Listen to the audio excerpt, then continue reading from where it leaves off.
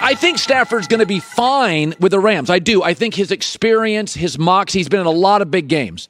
But I don't think Goff was as bad as everybody's made him out to be. By the way, the Rams won 10 games with Goff last year. Vegas has him over under 10.5. So it's not like he's a messiah. What do you expect from Stafford with the Rams offense? Well, I expect the Rams to be able to run their offense, the offense that McVay really wants to run, that he couldn't run with Jared Goff. And look, Jared Goff did a great job for us.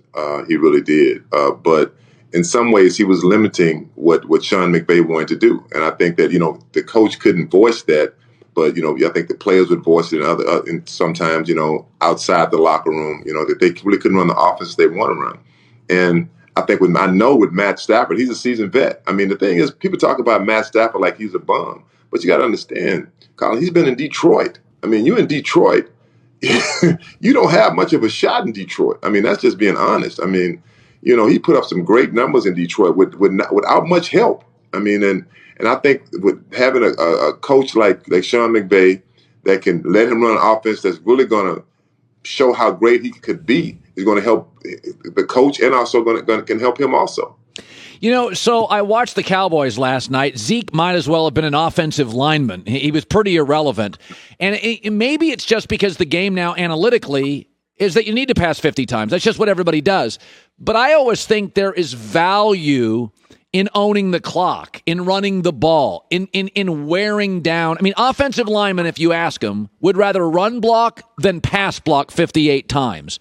So as I watched Dallas last night, I'm like, is this what they are? Like, are they going to be a 55-time passing team? What did you make of their offense last night? Well, I think that they'd have had a better shot of winning that game. I think they should have won that game. Mistakes cost you, but I think they should have won the game. But you got to run the football to get a defense off the line of scrimmage. I mean, and the safety's down close.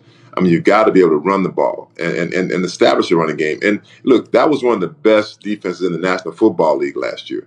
So it's kind of hard to start off running against them. And also, you got your best center out. The center, he runs all the plays, calls everything. So with Zach Martin being out, that made it hard. But I'm going to tell you what I did see.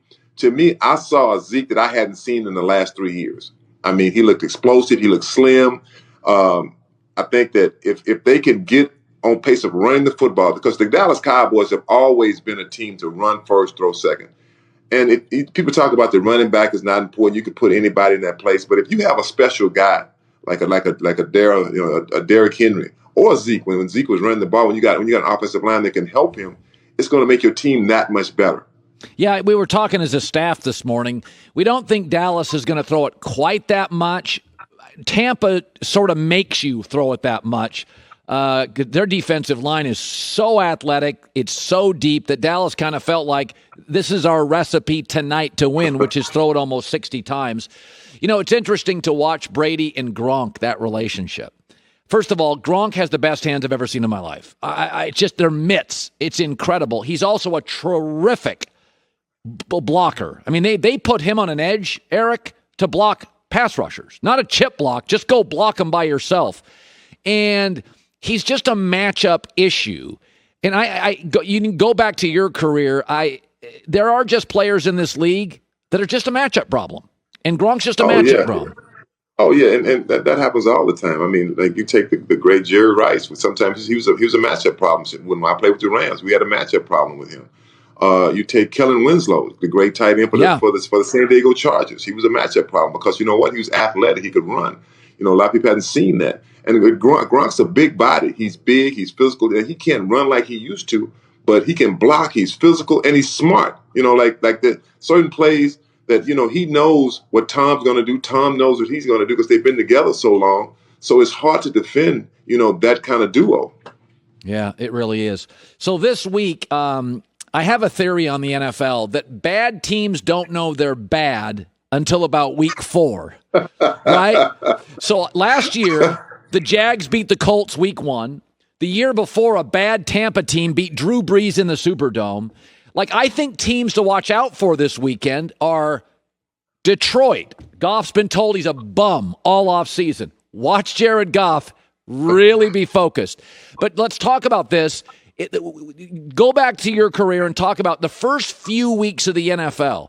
Everybody, Were the bad teams you were on the first 2 weeks? Did you know you were bad?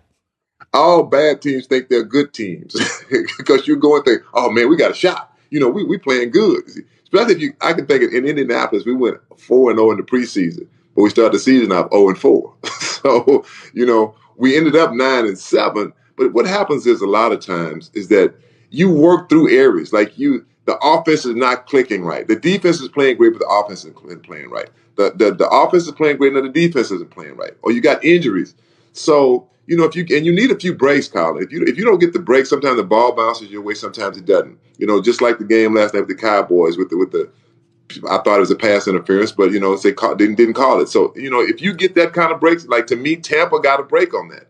But if you don't get those breaks and you lose by, say, a field goal or a touchdown or one play could win a game or lose a game. So sometimes like I would say, all teams think they're good until about week 6. Then hey. We're 2-4. We ain't going nowhere. I get ready for the offseason. By the way, Baltimore has had multiple injuries at running back. And I've had GMs tell me before, it's the one position on a field that there's a lot of similar bodies in the NFL. There's not a lot of Eric Dickersons, but there's a lot of B to B plus running back talent out there. And teams are always willing to make a deal if they've got 3 or 4, like Seattle's deep at running back. So when I look at the Ravens, I don't think it's great in September, but they've got now Le'Veon, Freeman, Latavius Murray. You tell me, how long does it take you to feel comfortable with a new offense as a running back? Well, it takes a couple of weeks because it's not just the offense. You have to get used to the offensive line. Every offensive line is different, and every running back is different. And the thing about running the football is it becomes